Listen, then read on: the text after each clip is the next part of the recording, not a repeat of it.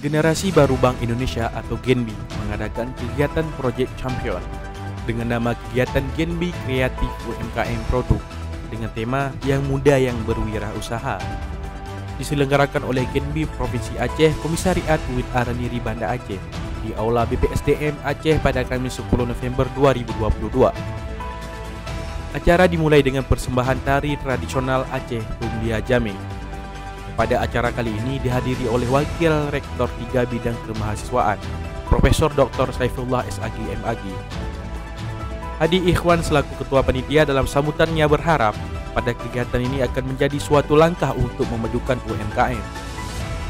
Dan kegiatan ini bertujuan untuk mengubah perekonomian menjadi lebih baik, ujar Muhammad Rizki Ramadan selaku Ketua Genbi Komisariat UIN Araniri Banda Aceh.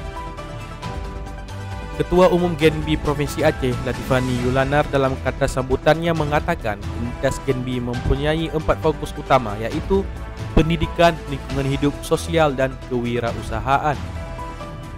Selanjutnya oleh pembina Genbi Provinsi Aceh, M. Khairul Rijal juga mengatakan Genbi akan menjadi penyongsong perubahan perekonomian Indonesia serta melatih dan membina mahasiswa Genbi menjadi seorang pemimpin yang bertanggung jawab dan berpikir maju. Untuk Araniri TV, Yogi Prasetyo melaporkan.